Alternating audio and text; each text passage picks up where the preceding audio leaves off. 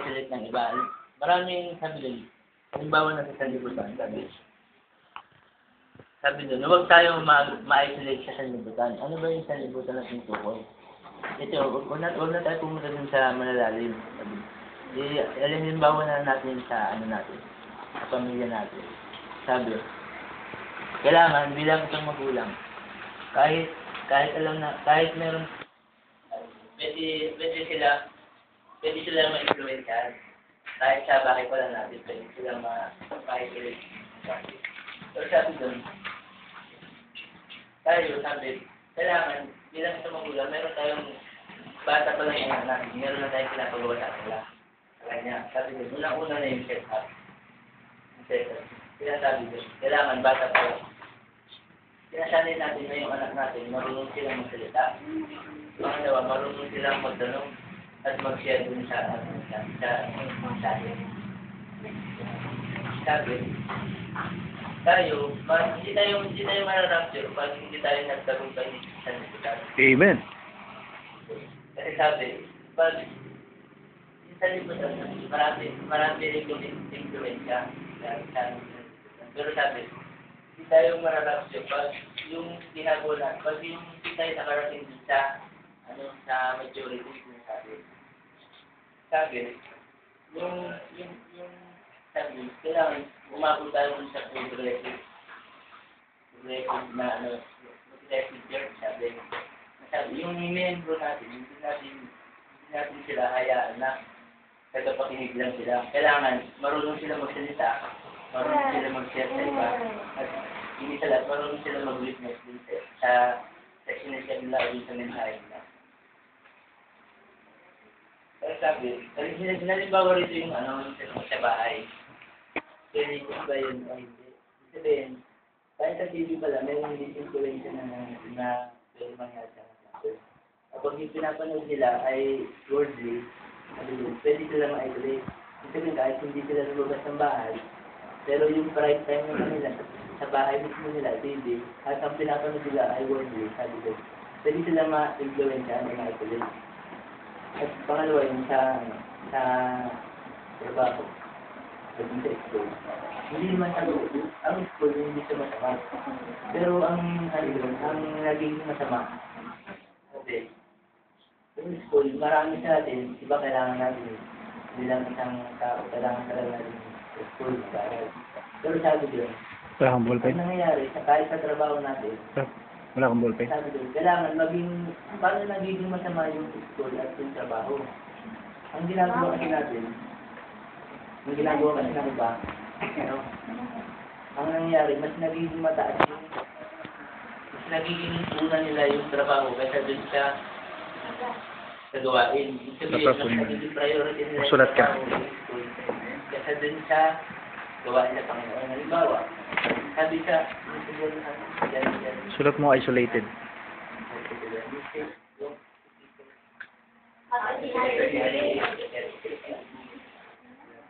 Ang ginagawa ng iba, yung trabaho at yung gawain sa Panginoon, ginagawa nilang pagkay. Pero sabi doon na kailangan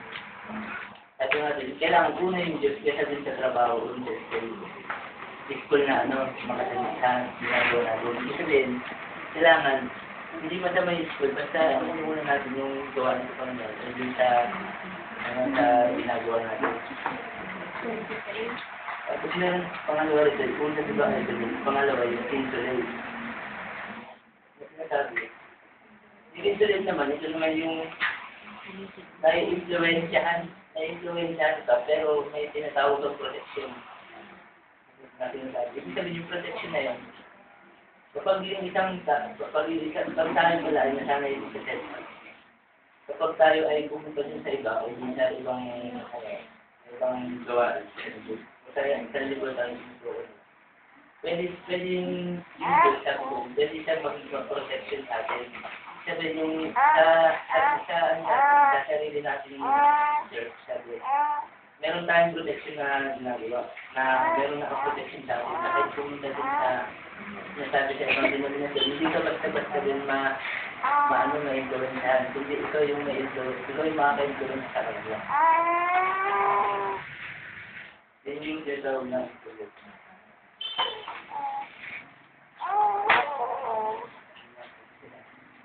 Insulate.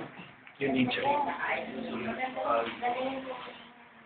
Ano yung definition mo na insulate? Insulate.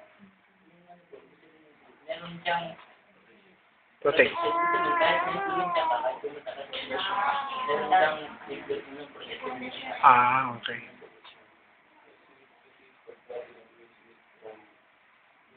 Yung isolate, yun naman yung na napapasama ba? Hindi na hiwalay. Isolate. Isolate, di ba nahiwalay? Sabi natin, dapat ikaw yung mag-influence sa iba, hindi ikaw yung ma-influence na. Yung isolate. Hindi habang buhay, ano ba, sinasabi pa lang, hindi sinasabi nyo, dito lang tayo sa church natin. Mhm. Kailangan ihayos din tayo sa iba. Ibig sabihin, kailangan bago ka ihayos sa iba, may protection ka. Yun ang insulate. Insulate. Kasi may protection ka na. Meron ka na instruction. Kahit na kahit saan ka magpunta, hindi ka maano, dahil sa iyong protection. Sa ano kasi, Hindi ka ma-isolate. Kasi nasa protection. sa isang poultry, na ano, pag may sakit yung isang hawaan, kung baba ka kasi mahawaan sila, hindi yata isang lugar na hiwalay doon sa karamihan kasi baka makahawa. Yun ang Ay, isolate. yun, no? Isolate yun. Yung insulate na tinutukoy niya, Dalawa yun. Ang alam ko kasi, tama yun. Ang alam ko kasi isolated, nakahiwalay ka. Hiwalay ka talaga. Pag insulate, tama yung definition mo na insulate na nakabahagi ka sa kanila pero hindi ka nila, pero may protection ka. Hindi ka mahahawa. Pansamantalang baksukan. Ang samantalang na Ang isolate kasi pinapalihalo ka eh, kasi wala pa siyang parang Pag mayroon siyang protection, pwede na siya ihalo sa ipahawa pa. meron siyang Hindi na siya mahawaan, hindi siya ang makahawa sa ano. So, ibig sabihin, temporary lang ang isolated. Isolated. Hindi na lang may bakit. Oo. Wala naman siya. Okay. magaling niya siya, saka piniit mo tama yan. Kasi yung isolate, nakasipares ka na eh. Ibig sabihin, nakasipares ka na, hindi ka na doon sa isolation. Hindi ka na isolate eh. Hindi ka na, kumbaga, hindi ka nakakot doon. Ano ka na doon? Separated ka na doon. Yung tinutukoy ni John na hindi ka na po pwedeng ma-influence yan kasi napakuran ka na yun. Kahit saan ka magpunta, hindi ka na protektado doon. Hindi ka na ma-influence doon. Ang dilim. Separated ka na doon sa mga commitios, mga fornication, separate ka na doon, iwalay ka na doon. Yung tinutukoy niya na pwede ka nang bumabilo kahit ano, dahil mayroon ng protection na mayroon protection. Subscribe mo ba yan, Brad? Kay Brad Francis? Maganda yung... Parang narinig ko nga yun eh. Tagal na. Okay. Thank you, Brad. Ano yung part ng... Progressive yun.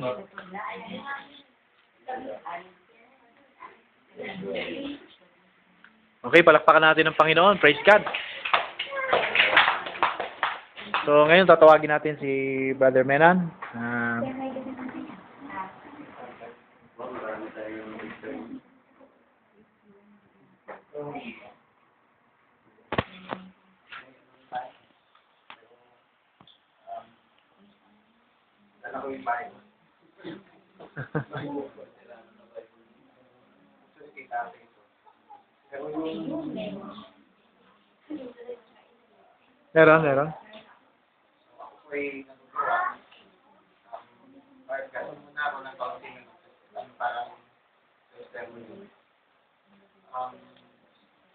Yung kanina, galing kami sa inyo family.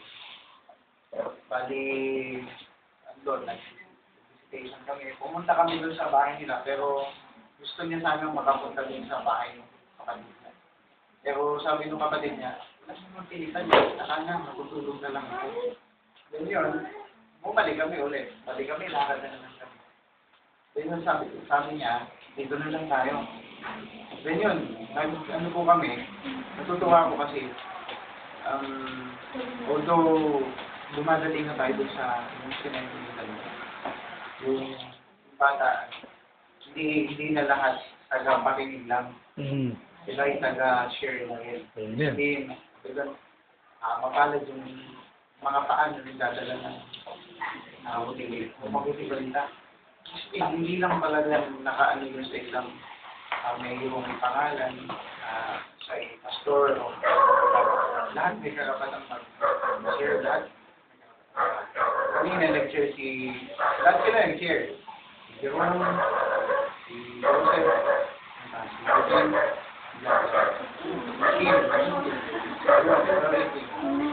sinabi niya gati.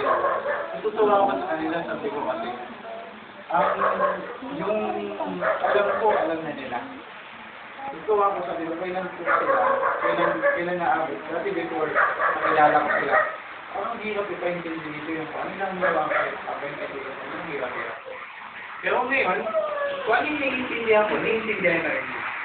So nag-stop ako yun sa ano na, alam niya tagong pa yun. Kasi before 2 years, bumalik ka sa backward natin, sa nakalipas, hindi ganun dito. Hindi ganun. Amen.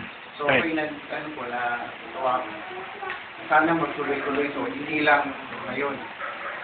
Ano na yun, habang buhay. So yung aking topic, Pero yun, tingin na. Yung kay, okay na. Wala na yung Wala na. Nakusahan yung ni Brother Lito.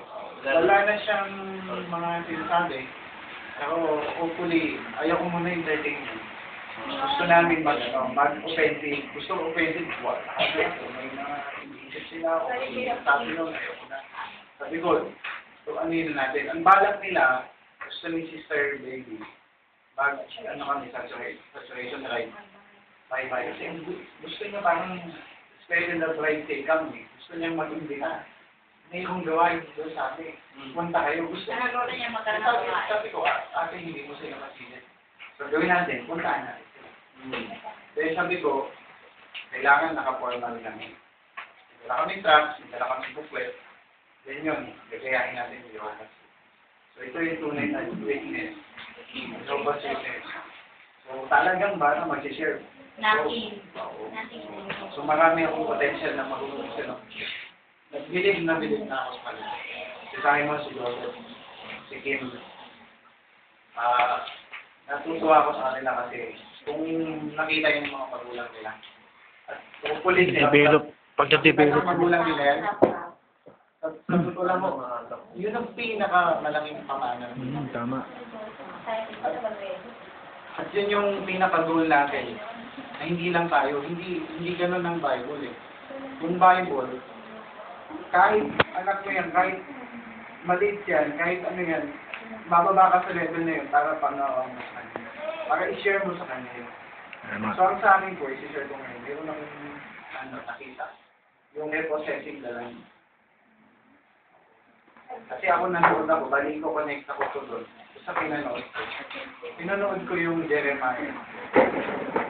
Nabagbag talaga yung puso ko na sabi ko. Tama yung sinasabi ng kapatid natin. Sabi doon, pag may mali yung kapatid mo, sabihan mo agad. Huwag mong patatagalin na itatago mo sa loob mo yan. Si Jeremiah, napaka-bold niya magsalita. Talagang sinabi niya. Itong kingdom of Israel, of Judea, papupunta ko sa hari ng Babylon. Napaka-bold. Sabi ko, meron din tayo. Ano ko po, sabi doon, we need to repossess the land again. Bakit? Kasi meron tayong bagay na neglect. Ano yun? Yung bagay na neglect natin, iano ko dun sa doctrine iano ko, ang ganda nung takbo ng ano ngayon ng Panginoon. Meron siyang progressive ministry. Pero way back, yung sinasabi ni Madelito, yung PDP, yung bagay na yun, sabi doon, pag wala kang foundation, hindi ka, kahit nandun ka sa taas, wala kang scaffolding na tinungtungan bago ka maka-akit sa taas. Babagsak siya. Then sabi ko, unti-unting kakainin ng kaaway yung land mo. Before, sabi niya, ito ang laki ng land mo. Tapos, bigla na lang, pinahin, konti na lang. Bakit? Kasi nag-relax ka. So, may time, iyan ako to, sabi ko, may sinabi ko. Yung panahon ni Harry Joaquin, ayaw niyang magpatalo. Gusto nilang lumaban.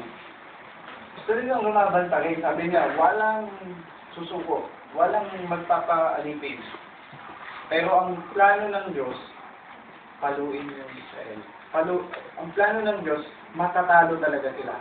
Kahit gusto man nilang manalo, sabihin sa Diyos ano. Kasi bakit? Mayroon silang itinatago sa loob. Meron silang kinalimutan na bagay na mahalaga. Sabi ni Jeremiah, ano pong nakikita, ano pong nakatago dito sa likodan mo, sa loob mo, na Diyos-Diyosan. Kahit malakas kayo, kahit malakas yung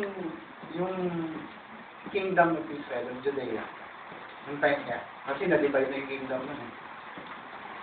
Wala pa rin, mababagsak pa rin kayo. Sabi doon, may turo tayo, magpatalo ka muna.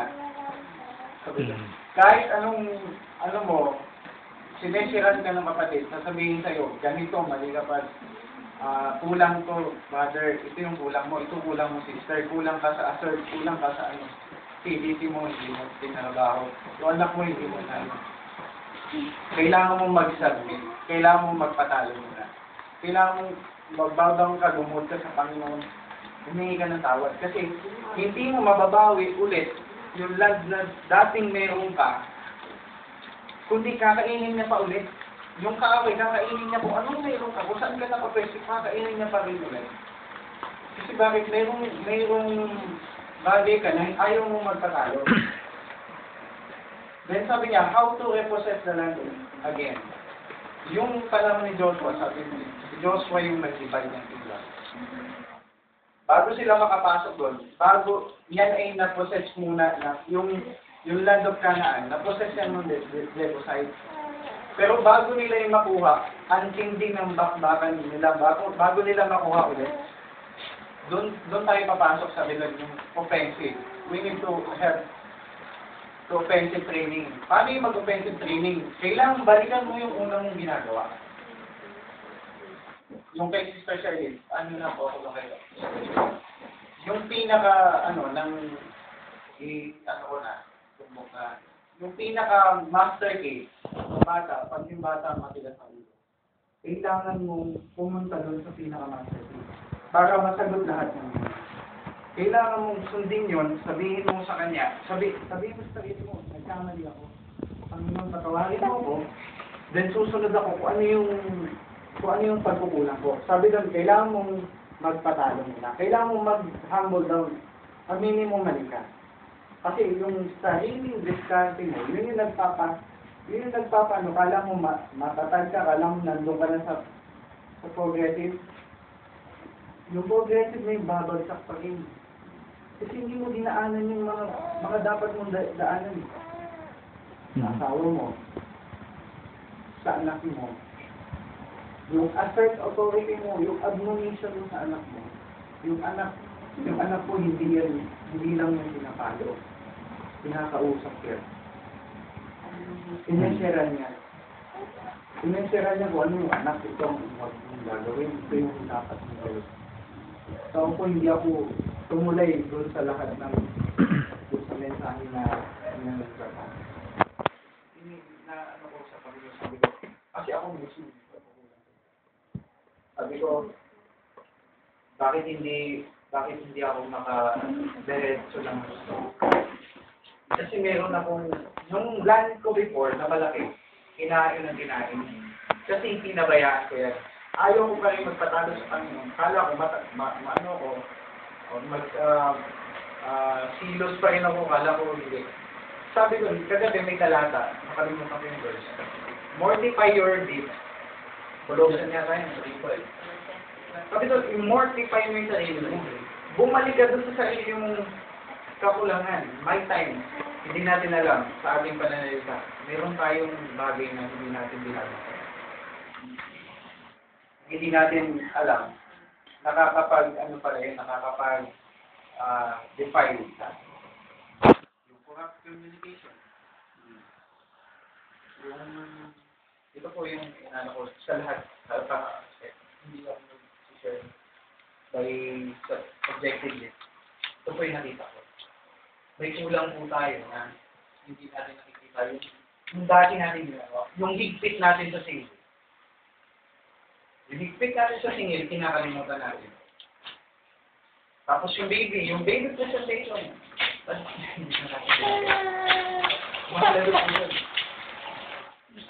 At yung sabi ko kanina, paano ka mag-offensive? Paano mo ulit may balik yung dati mong kalakahan ng iyong land, ng iyong paano mo gagawin yun? Mag-offensive ka. Paano mag-offensive? Una, sabi nga ni dito. Hindi ang tawag sa Panginoon. Then gawin mo kung ano yung dati mong ginagawa. Ephesians 6, sabi ko. Balikan mo ang inyong unang pag-ibig. Ano yung unang pag-ibig natin? Yung unang pag-ibig natin, ang iisipin sa Panginoon.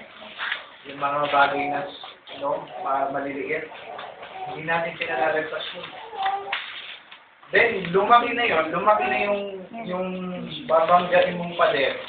Kahit nandun ka na sa bagay na pinakamahalaga sa lahat. Pero wala ka, sabi ni Kuya dito, wala kang foundation, wala rin yung, ano yung sabihin walang foundation? Hindi mo dinaanan, hindi mo talaga nasip-sip na gusto. Yung BT, PDT, ng FDT, ng CDT, ng setup. Yung lahat na yun kailangan mong balikan. Yung singil, higpit, at alin pa doon, yung isang salita sa anak mo. Pag hindi sila sumunod, may parusa yan. Nakita ko po yun sa akin personal. Lang yung pagkukulang ko sa kaya bumalik ako doon sa mga palo.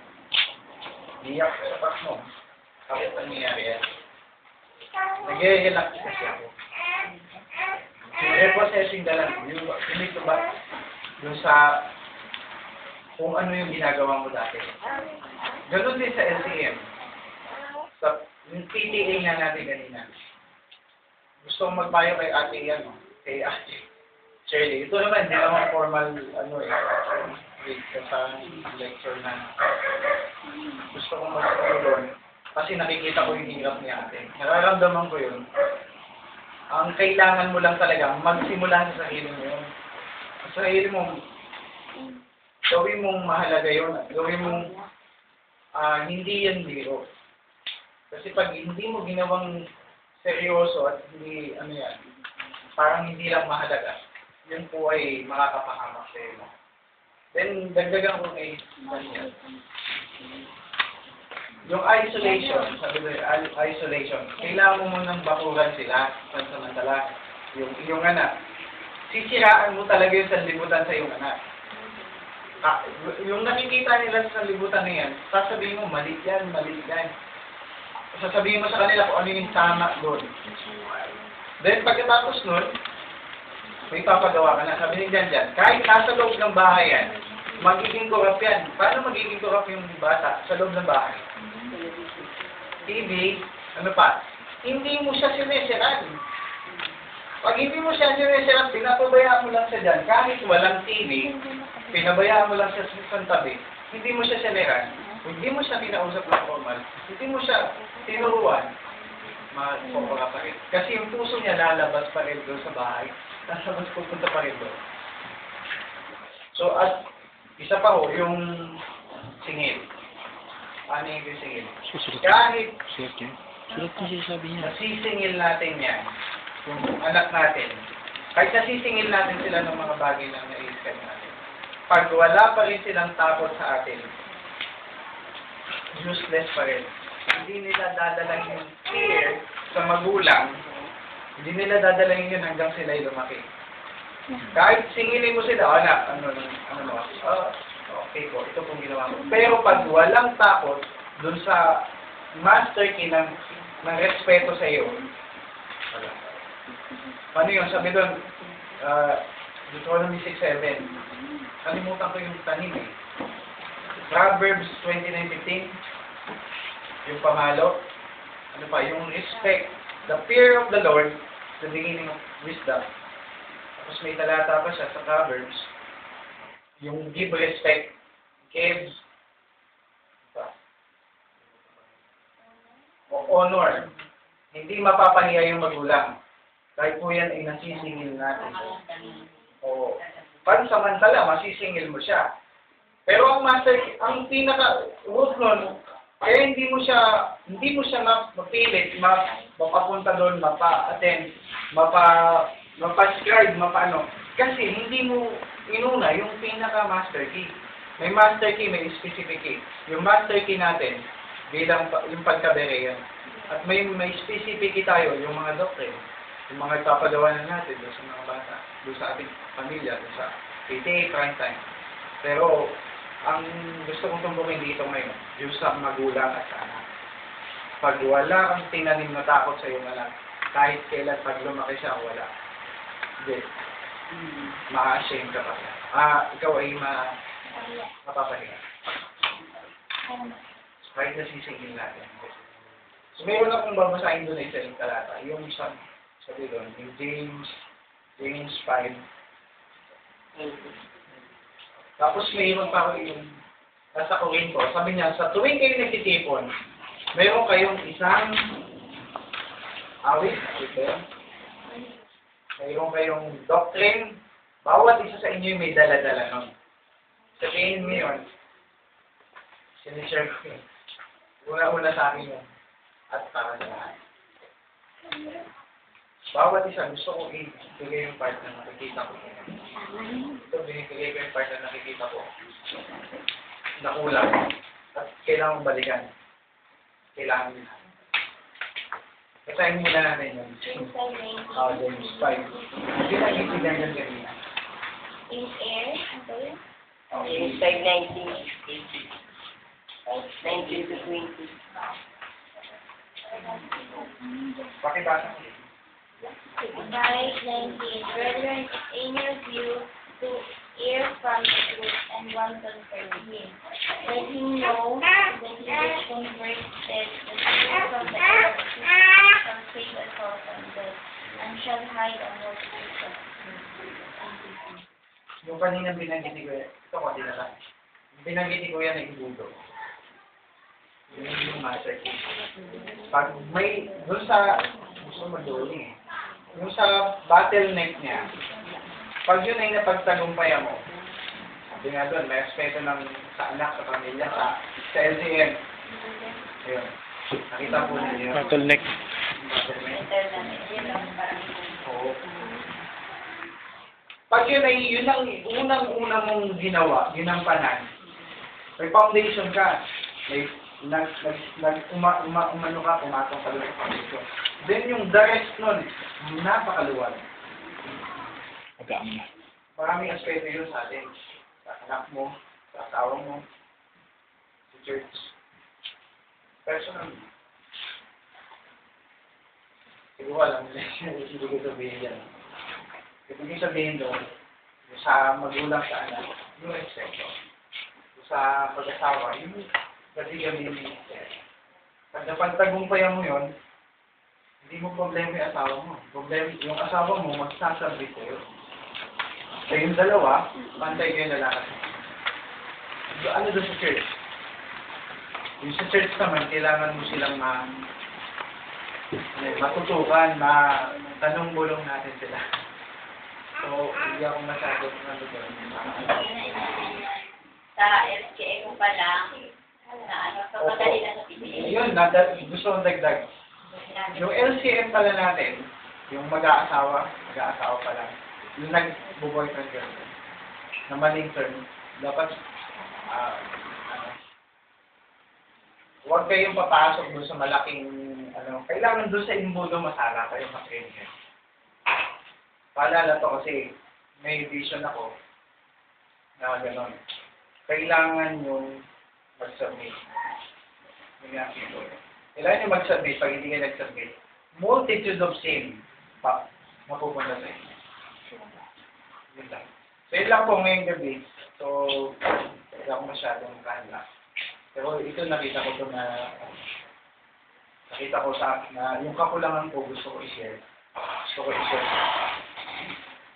Ayun. At kagabi, nag-session kami na magandang nangyayari. At tuloy-tuloy lang yung session kami sa sila so i-announcer kasi magandang maging halimbawa. Yung nila, sabi mo kay ate, in-announce ko na. In-announce ko na. Ano yung amin ng Yung LCM nila, namalikan na sila. Banal po yun sa harapan ng Diyos. Kung kayo magtatago ng LCM ninyo, ang counselor ninyo sabihin ko sa inyo, ang comment po ng magulang, magpatuloy sila. Sumunod sila sa hukom. Sunod sila sa hukom, sa training, then ipapractice yung kanila. Sabi ko, praise God, kasi kapurihan sa Diyos. Kasi hindi kapurihan yung nagtatago na yan. So, isa ko yun na inahin, hindi ko na kinaya. At alam ko matutuwa siya. No? Kasi gustong maging example sa lahat. Wala pang ginawa yan, bukod kay Levin. O, dalawa pa lang sila. So, dami natin ang mag-LCM. Maganda doon kasi yung Wait lang po ang ating Nagkaroon talaga sa magulang. Kahit yung lalaki yung maganda kasi pag ina-announce. Di ba pag ina-announce ang LCM, maraming maraming makakatutok sa kanya. Mapoprotectionan siya. Yung action authority talaga, pag ito ay hindi mo in-apply sa iyong anak, makikita yung epekto eh. Una makikita ang epekto dito. Pag ikaw nagbigay ng instruction, hindi sumunod, doon ka na kagad matakot. Doon ka agad mag-alala. Pag hindi ang bata sumunod sa iyo, doon sa instruction na pinapagawa mo, ibig sabihin, hindi ka nasanay i-apply yung instruction, yung sinasabing assert authority. Kasi hindi mo sinasanay. Pero pag isinanay mo yung assert authority, ibig sabihin po, nagaganap yung assert authority, nakasanay sa iyo. So pag inutos mo agad sa bata at siya ay sumunod, ibig sabihin, talagang matutuwa ka, matutuwa ka. Pero pag hindi mo talaga sinanay ang sarili mo at nakita mo yung epekto sa bata na hindi sumunod, bata pa lang, sister yan, paano kung lumaki na? Yung sinasabi ni Father Munan na ay hiyan ng magulang, magaganap mo yun. Magaganap mo yun. At papahiyain ka pa. Ngayon yung chance niya, sabi ni Barcos, binigyan tayo ng Diyos ng chance. Yung chance na yun, ito yung itong papa pa lang, maliit pa siya. Ito yung chance na binigay ng Diyos sa atin, yung maliit pang bata. Kapag pinalampas mo yung pagkakataon yung bata, yung chance na yun binigay sa'yo ng Diyos, pinaglampas mo, nakakatakot ko kasi nakita ko yung sa aming lugar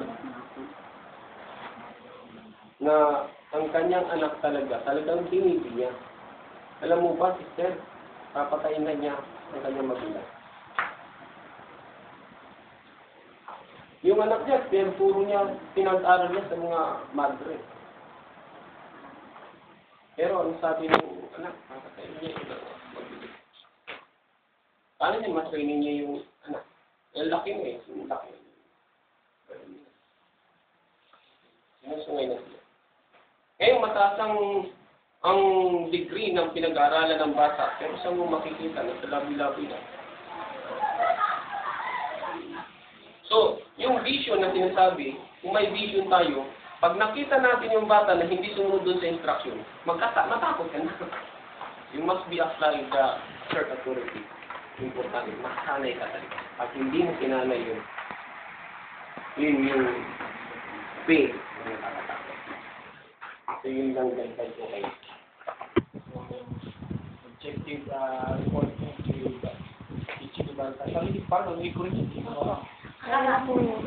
tagal na yun. Hindi ko na rin yun eh. 2009 ata yun. No. Bago lang. Ano yung dangerous calling? Topic yan eh, kasi diba sa panidating dangerous calling. May 10. Ayan, May 20. Ayun, no? May 20. Parang may record ako yan, 2009 ata. So, maganda yung na-share ni objective report na kinukulong tayo pansamantala pero hindi habang panahon. Kasi kailangan talaga tayo ay ma-expose talaga dito sa labas. Pero kailangan, no? So, iyahalo ka lang sa karamihan pero never ka ma-influensya. Ikaw ang pwede mag-influensya sa kanila. Bali, mayroon naman, maganda yung sinabi mo na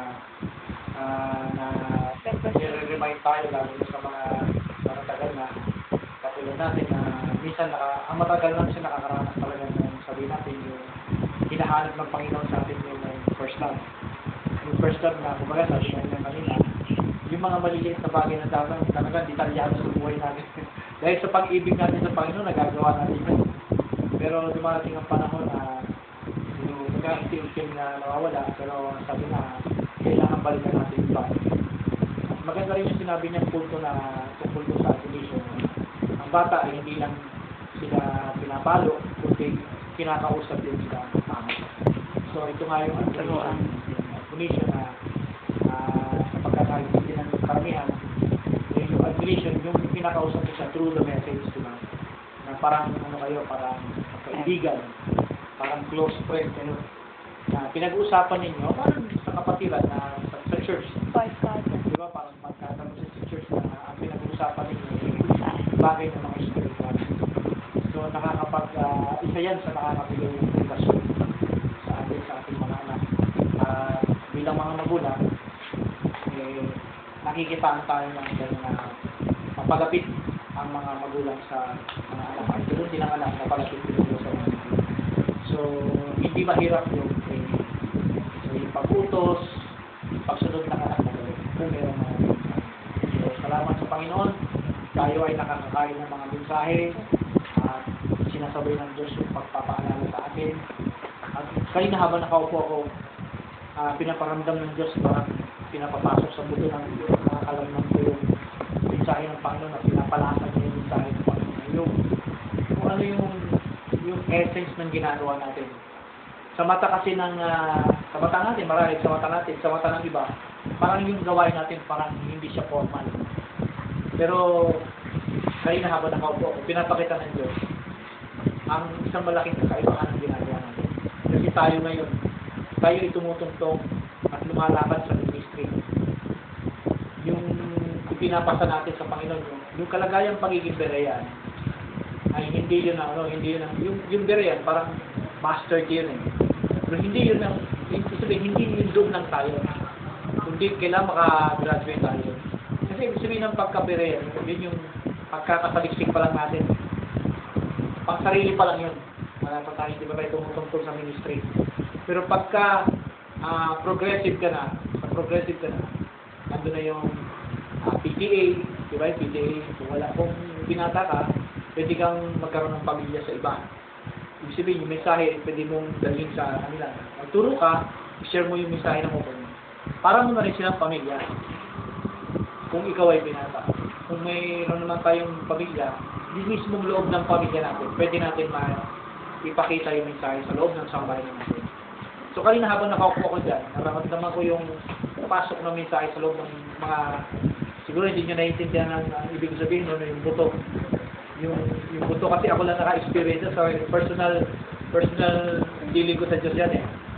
Yung mensahe ng Diyos kasi, parang, pag nakakarinig ako ng revelation, kung parang pakiramdam ko, pumapasok sa loob ng buto ko yan.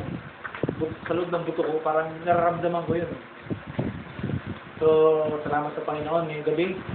At salamat din sa acknowledge natin, Brother Mena, Sister Ann, Simon, at Simon din. Simon. Ano pa? Melody. So, Melody, kasama namin ngayon. So, pagtulong, kainitan sa Panginoon.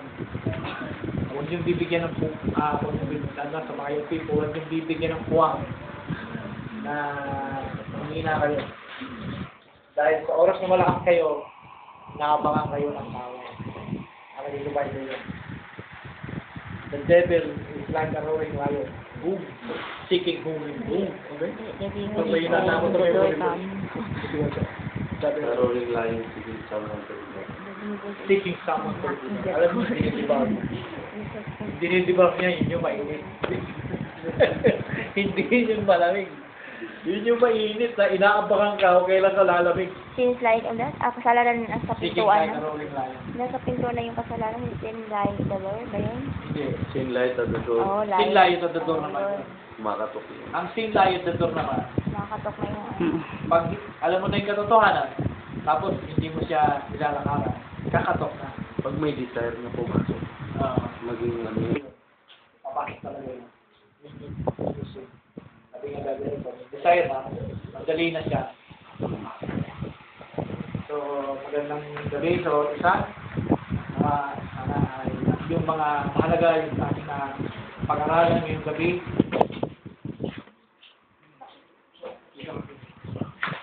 Yan kayo na ako. Yuko natin ang ating ulo. Sige, tangta. Ayaw magpapasalamat sa ating Panginoon.